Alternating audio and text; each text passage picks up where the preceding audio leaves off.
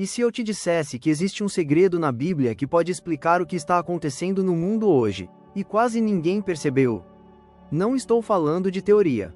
Estou falando de algo que está escrito, mas que muita gente lê e simplesmente ignora. Existe uma história que começa muito antes de qualquer coisa que você já estudou na escola bíblica.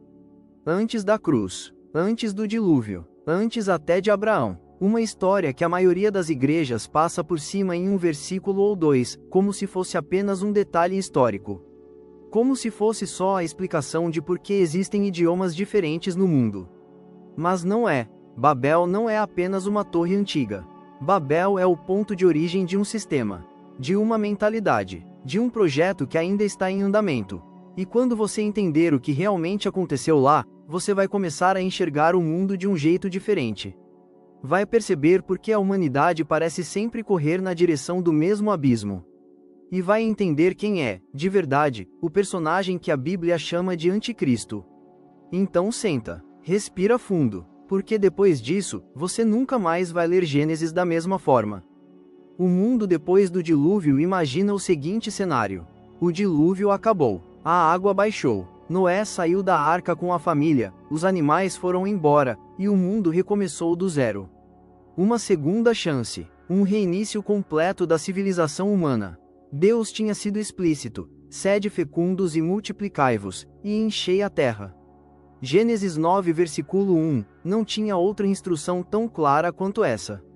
Espalhem, ocupem, preencham cada canto do planeta. Mas aí acontece algo fascinante e perturbador. A humanidade faz exatamente o contrário.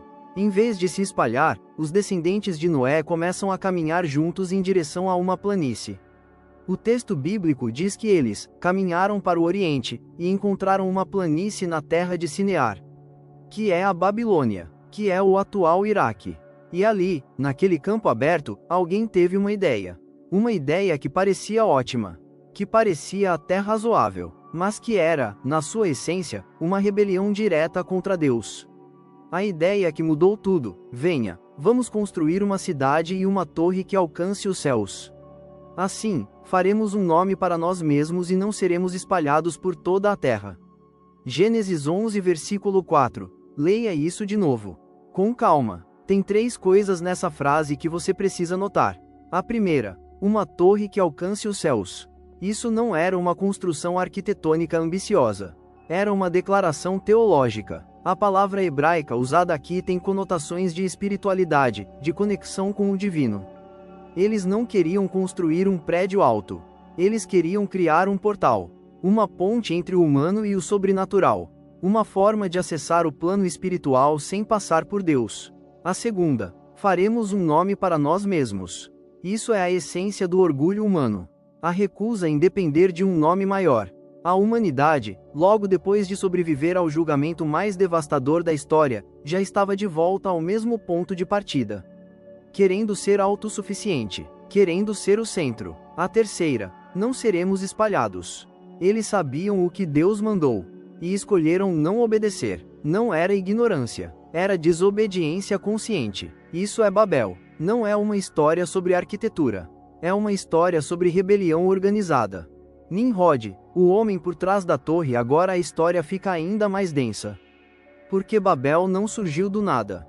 Teve um líder, um homem específico que a Bíblia menciona algumas poucas vezes, mas que tradições antigas e textos extracanônicos descrevem com detalhes impressionantes. Seu nome era Nimrod. Cush gerou Nimrod, que foi o primeiro homem poderoso da terra. Era ele um poderoso caçador diante do Senhor. Por isso se diz, assim como Nimrod, poderoso caçador diante do Senhor. O princípio do seu reino foi Babel. Gênesis 10 versículo 8 a 10, a expressão, poderoso caçador diante do Senhor, soa como um elogio na leitura rápida. Mas não é. Em hebraico, a construção da frase carrega uma conotação de oposição. Alguns estudiosos traduzem como, poderoso caçador contra o Senhor. Como alguém que se posicionou na frente de Deus, não para servi-lo, mas para confrontá-lo. E o que ele caçava? Segundo textos judaicos antigos, como o livro dos Jubileus e escritos de Joséfo, Nimrod não caçava animais. Caçava homens. Era um tirano. O primeiro ditador da história registrada. Alguém que usou o poder militar e político para centralizar o controle da humanidade numa única mão. A sua mão. E Babel era o símbolo disso. A capital do seu império. O monumento da sua soberania. Pensa bem no que isso significa. O primeiro grande líder político depois do dilúvio foi um homem que desafiou Deus abertamente, centralizou o poder, subjugou nações e construiu um sistema de governo e religião unificados sob seu controle. Isso não é história antiga. Isso é um padrão, um template que vai se repetir. O que Deus viu lá embaixo, aí vem um dos versículos mais intrigantes de toda a Bíblia. Então o Senhor desceu para ver a cidade e a torre que os filhos dos homens estavam construindo. E o Senhor disse: Eis que o povo é um, e todos têm uma só língua. E isso é o que começam a fazer. Agora nada os impedirá de fazer tudo o que planejam fazer. Gênesis 11 versículos 5 a 6.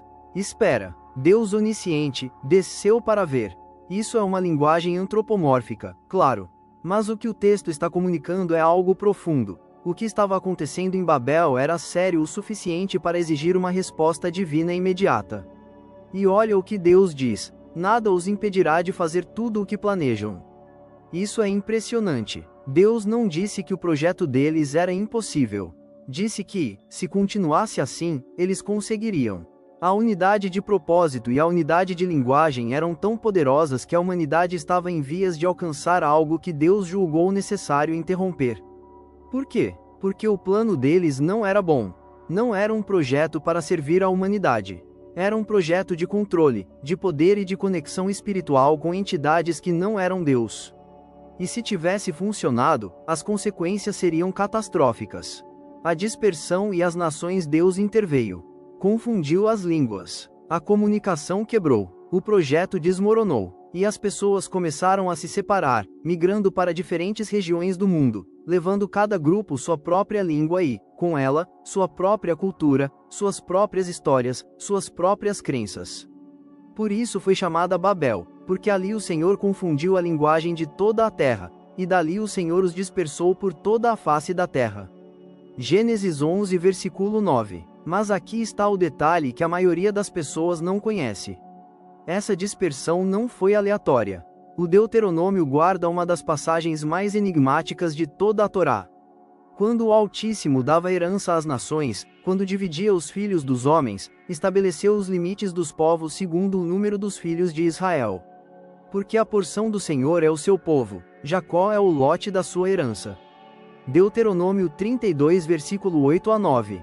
Mas manuscritos do Mar Morto, textos mais antigos do que qualquer versão que chegou ao cânone tradicional, têm uma leitura diferente. No lugar de filhos de Israel, eles dizem filhos de Deus. Estabeleceu os limites dos povos segundo o número dos filhos de Deus. O que isso significa? Significa que quando Deus dispersou as nações em Babel, ele as dividiu entre seres espirituais. Cada nação foi colocada sob a supervisão, ou a influência, de entidades sobrenaturais.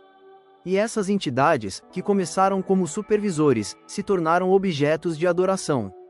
Viraram os deuses das nações pagãs. Isso explica o politeísmo da antiguidade de uma forma que vai além da ingenuidade humana. Não era só imaginação. Havia algo real por trás daqueles cultos. Havia entidades que se apresentavam como divindades e que recebiam adoração genuína de nações inteiras. E Israel? Israel era a porção do próprio Senhor. A única nação que permaneceu diretamente sob a soberania do Deus verdadeiro. Babel foi o momento em que o mundo espiritual se reorganizou completamente. O padrão se repete agora. Respira fundo de novo. Porque o que aconteceu em Babel não ficou no passado. Babel é um espírito. Um princípio, uma lógica de organização humana que rejeita a soberania de Deus e substitui pela soberania do homem, ou de algo pior do que o homem. E esse espírito ressurgiu várias vezes na história. Ressurgiu no Egito, onde o faraó era considerado Deus e um sistema religioso centralizado controlava cada aspecto da vida. Ressurgiu na Assíria, no reino que destruiu Israel do norte. Ressurgiu na Babilônia de Nabucodonosor, que literalmente construiu uma estátua gigante e exigiu que todo mundo se curvasse a ela. Você lembrou de Sadraque, Mesaque e Abed-Nego agora, né? Bom, ressurgiu na Pérsia, na Grécia, em Roma. Cada um desses impérios tinha o mesmo DNA espiritual de Babel: centralização de poder, religião de Estado, culto ao líder, e uma espiritualidade que se posicionava como alternativa ao Deus de Israel. E Daniel viu isso. Daniel e a estátua Nabucodonosor teve um sonho. Um sonho que perturbou tanto o rei que ele acordou sem conseguir dormir de novo. E Daniel interpretou. A estátua do sonho tinha cabeça de ouro, peito e braços de prata, barriga e coxas de bronze, pernas de ferro, e pés de ferro misturado com barro. Tu és a cabeça de ouro, Daniel disse ao rei. Daniel 2 versículo 38, e aí vem a sequência: Pérsia, Grécia, Roma. E depois um reino dividido, que muitos intérpretes identificam com o mundo ocidental pós-romano, fragmentado mas ainda ligado ao DNA do Império Romano. E por último, uma pedra cortada sem mãos, que golpeia os pés da estátua e a destrói completamente. Uma pedra que cresce e preenche toda a terra. Esse é o reino de Deus derrubando o sistema de Babel. Mas antes da pedra, algo acontece com os pés. Ferro misturado com barro. Daniel diz que esse reino final tentará se unir por casamentos e alianças, mas não conseguirá de verdade, assim como o ferro não se mistura com o barro. Daniel 2 versículo 43, é uma união forçada. Uma globalização que parece funcionar mas tem uma fissura fundamental. Parece familiar? A besta de Apocalipse. Agora vamos ao livro mais polêmico, mais mal interpretado e mais fascinante da Bíblia. Apocalipse. João estava numa ilha chamada Patmos, exilado pelo Império Romano. E ali, no espírito, ele viu coisas que nenhuma linguagem humana conseguia descrever direito. Então ele usou símbolos, imagens, metáforas que faziam sentido para quem conhecia a linguagem profética do Antigo Testamento. E ele viu uma besta. E eu vi uma besta subir do mar, com 10 chifres e 7 cabeças, e em seus chifres 10 diademas, e em suas cabeças nomes de blasfêmia. Apocalipse 13 versículo 1, 7 cabeças, 10 chifres. Isso não é design aleatório. É uma referência direta a Daniel 7, onde 4 bestas representam 4 impérios. A quarta besta tem 10 chifres, que representam 10 reis que surgem desse império final. E de dentro desses 10 chifres, surge um chifre pequeno, o Anticristo. Mas antes de ir para o Anticristo, precisa entender quem é a mulher do capítulo 17. A mulher sobre a besta, e a mulher estava vestida de púrpura e de escarlate, e adornada de ouro, de pedras preciosas e de pérolas, tendo em sua mão um cálice de ouro cheio de abominações e da imundícia da sua prostituição. E em sua testa estava escrito um nome: Mistério, Babilônia, a Grande, a mãe das prostituições e das abominações da terra. Apocalipse 17 versículo 4 a 5. Babilônia. De novo, João vê uma mulher chamada Babilônia sentada sobre a besta, dominando os reis da terra. Ela é chamada de prostituta, não no sentido literal, mas no sentido profético, alguém que traiu o compromisso com o Deus verdadeiro para se unir a poderes mundanos. O anjo explica para João: a mulher que você viu é a grande cidade que reina sobre os reis da terra. Apocalipse 17 versículo 18, no tempo de João, essa cidade era Roma. Mas Roma era a encarnação mais recente do espírito de Babel, a mãe de todas as prostituições. O sistema religioso, político e econômico que atravessa os séculos, se adapta a cada era, muda de roupagem, mas mantém a mesma essência: adoração ao poder humano em vez de submissão ao poder divino. E essa mulher monta a besta. Ela usa o poder político para seus propósitos. Mas em algum momento, a besta vai se virar contra ela. Os 10 reis vão odiar a prostituta, vão devorá-la, vão destruí-la. Apocalipse 17 versículo 16, o sistema religioso vai ser descartado quando deixar de ser útil. E aí, o único objeto de adoração que restará será a própria besta. Quem é o Anticristo? Chegou a hora de falar sobre ele diretamente. E aqui a gente precisa ser cuidadoso.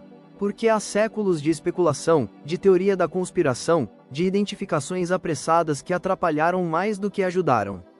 Então vamos ao texto. Paulo descreve esse personagem com uma clareza perturbadora: que ninguém vos engane de maneira alguma, porque isso não acontecerá sem que antes venha a apostasia e se manifeste o homem da iniquidade, o filho da perdição, aquele que se opõe e se levanta contra tudo o que se chama Deus ou é objeto de culto, a ponto de assentar-se no santuário de Deus, proclamando a si mesmo como Deus. 2 Tessalonicenses 2, 3-4. Anota isso. 3 características centrais. A primeira, ele vem depois de uma grande apostasia. Um abandono massivo da fé genuína. Não é um contexto de avivamento. É um contexto de declínio espiritual global. A segunda, ele é o homem da iniquidade. Um ser humano. Não um demônio com corpo, mas um homem real que se torna o instrumento máximo da rebelião contra Deus. A terceira, ele se proclama Deus. Não apenas um líder político. Não apenas um líder religioso. Ele quebra todas as fronteiras e afirma ser o próprio objeto de adoração. Isso é Babel no seu ápice. Nimrod queria fazer um nome. O anticristo vai exigir que o mundo inteiro adorasse esse nome. A marca e o sistema, e faz com que a todos, pequenos e grandes, ricos e pobres, livres e escravos, seja posto um sinal na mão direita ou na testa. E que ninguém possa comprar ou vender, a não ser aquele que tiver o sinal, o nome da besta, ou o número do seu nome. Apocalipse 13 versículo 16-17.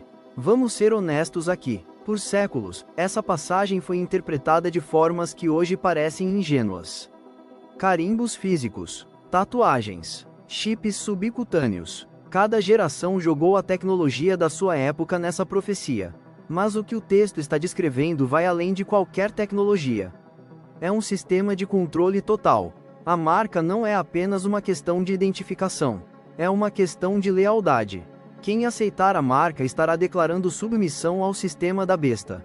Quem recusar estará escolhendo ficar de fora da economia global. Será uma escolha difícil, com consequências reais. E a decisão vai revelar o que cada pessoa realmente adora. Porque é disso que se trata, no fundo. Não é sobre tecnologia, é sobre adoração. O sistema vai perguntar: a quem você pertence?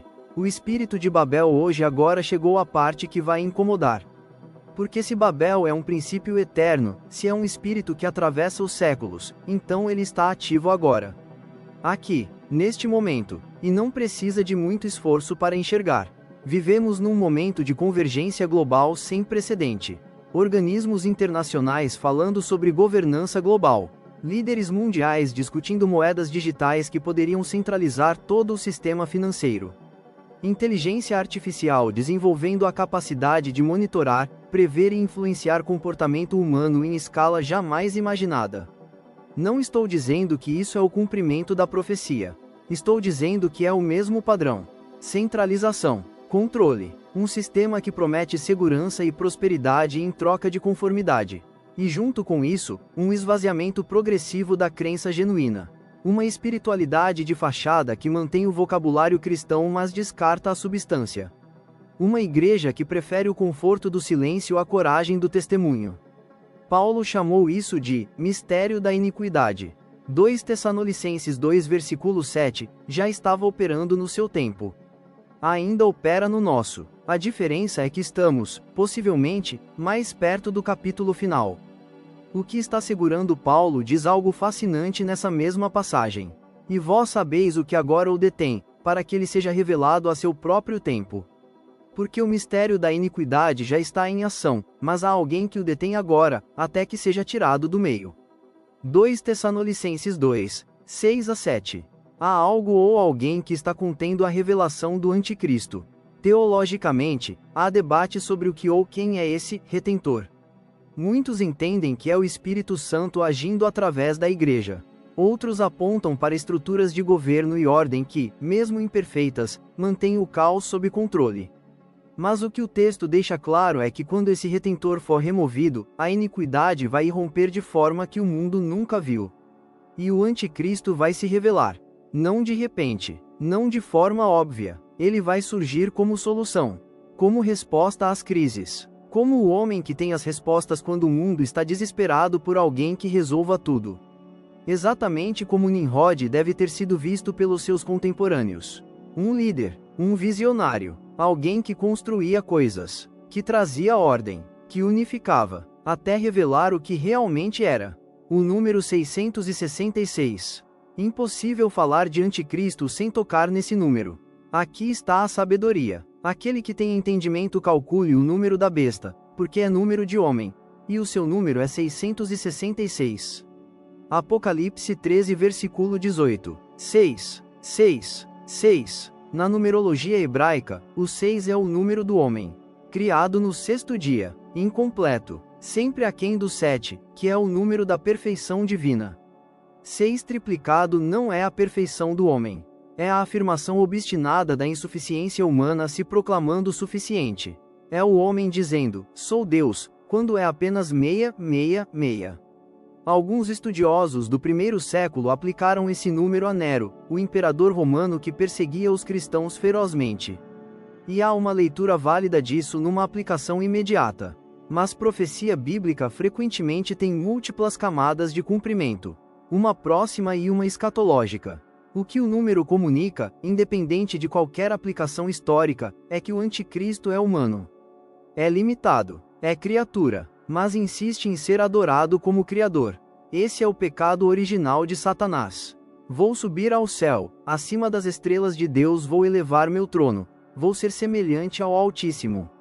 Isaías 14 versículo 13 e 14, o anticristo é a encarnação final dessa ambição. A grande inversão aqui está o segredo que a maioria das igrejas não conta, não porque escondam maliciosamente, mas porque é desconfortável. O anticristo vai parecer bom. João diz que a besta tem uma ferida mortal que foi curada. Apocalipse 13 para 3, o mundo fica maravilhado. Segue, adora, ele vai ter carisma, vai ter respostas, vai trazer paz onde havia guerra, vai resolver crises que pareciam insolúveis, vai unir o que estava dividido, e vai ser tudo uma mentira, uma imitação, uma contrafação tão sofisticada que, se possível, até os eleitos seriam enganados. Mateus 24 versículo 24, Jesus disse isso. Não foi alarmismo, foi aviso. O maior perigo não é o mal óbvio. O maior perigo é o mal que parece bem. A religião que soa como fé mas é a adoração do sistema. A liderança que parece salvação mas é escravidão disfarçada. Isso é Babel. A torre parecia uma conquista. Era uma armadilha. O destino de Babel, mas aqui está a parte que transforma a narrativa. Babel cai. Apocalipse 18 é um dos capítulos mais dramáticos de toda a Bíblia. É a descrição da queda da Babilônia. E é narrado com uma intensidade cinematográfica que João jamais poderia ter inventado. Caiu a grande Babilônia, e tornou-se habitação de demônios e covil de todo espírito imundo. Apocalipse 18 versículo 2, reis que se beneficiaram do sistema choram de longe, com medo de participar da punição. Mercadores que lucraram com ela ficam desolados. Marinheiros que transportavam suas mercadorias olham de longe e lamentam. E o céu celebra. Alegra-te sobre ela, ó céu, e vós, santos apóstolos e profetas, porque Deus julgou o vosso julgamento contra ela. Apocalipse 18 versículo 20. Tudo que foi construído com rebelião, com orgulho, com desafio a Deus, desmorona. Em uma hora. Apocalipse 18 versículo 10, a pedra que Daniel viu cortada sem mãos golpeia. E o que parecia invencível vira pó. E então a estátua inteira desaba. A cabeça de ouro, o peito de prata, o bronze, o ferro, o barro. Tudo junto. A história inteira do sistema humano de poder e rebelião. E a pedra cresce até preencher toda a terra.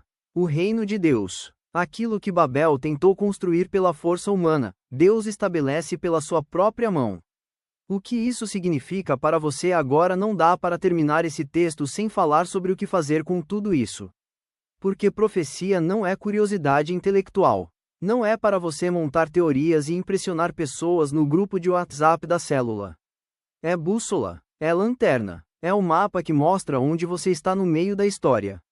Primeiro, entenda que o espírito de Babel opera dentro da igreja também. Não só no mundo lá fora. Toda vez que uma congregação se organiza em torno de um líder humano em vez de em torno de Cristo, é Babel. Toda vez que o sucesso é medido por tamanho, riqueza e influência em vez de por santidade e amor ao próximo, é Babel. Toda vez que a fé é usada como ferramenta para poder político, é Babel. O teste não é se você está dentro ou fora de um prédio com uma cruz em cima. O teste é a quem você obedece quando custa alguma coisa. Segundo, recuse a lógica da conveniência espiritual.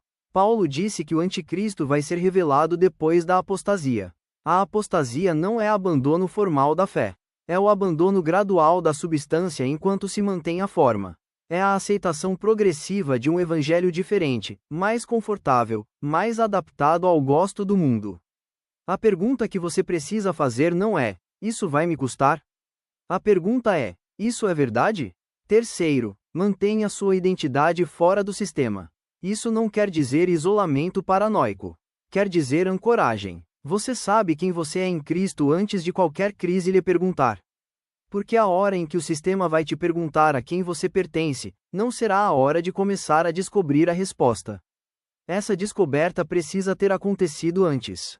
A promessa que Babel não pode roubar, e no meio de toda essa narrativa pesada, tem uma promessa que brilha mais forte do que qualquer coisa. Depois destas coisas ouvi como que uma grande voz de muita gente no céu, dizendo: Aleluia! A salvação, e a glória e a honra e o poder pertencem ao Senhor nosso Deus. Apocalipse 19 versículo 1. Depois de Babel, depois do anticristo, depois da grande tribulação, depois da queda da Babilônia. Depois disso tudo, uma multidão que ninguém pode contar levanta a voz. Aleluia! Não é ingenuidade, é certeza. A pedra não pode ser parada. O reino não pode ser impedido. O nome que está acima de todos os nomes não pode ser substituído por nenhum sistema humano, por mais sofisticado que seja. Babel tentou fazer um nome. Falhou. O anticristo vai tentar ser adorado como Deus. Vai falhar. O único nome que permanece é aquele diante do qual todo joelho se dobra. No céu, na terra e debaixo da terra. Filipenses 2 versículo 10. A pergunta final então agora você sabe. Sabe que Babel não é só uma história do passado. É o padrão de toda rebelião organizada contra Deus. Sabe que o anticristo não é um monstro de ficção científica. É o ápice desse padrão. Um homem real, movido por uma força real, que vai encarnar a lógica de Nimrod numa escala que o mundo nunca viu. Sabe que o sistema vai parecer bom. Vai prometer paz, unidade, prosperidade. E vai exigir, em troca, lealdade exclusiva. E sabe que Babel cai. Sempre cai. A questão é onde você vai estar quando a pedra golpear. Dentro do sistema que parece seguro mas tem raízes na rebelião? Ou do lado da pedra que destrói tudo que é falso e constrói tudo que é eterno? Essa é a escolha que Babel sempre colocou na frente da humanidade. E é a mesma escolha que está na sua frente agora. Saí dela, povo meu, para que não sejais co-participantes dos seus pecados e para que não recebais as suas pragas. Apocalipse 18 versículo 4. Esse convite foi feito na ilha de Patmos por um homem idoso e exilado que viu o fim da história. E ainda ecoa para você. Hoje, a torre vai cair. A pedra já foi cortada. A questão é: a quem você pertence?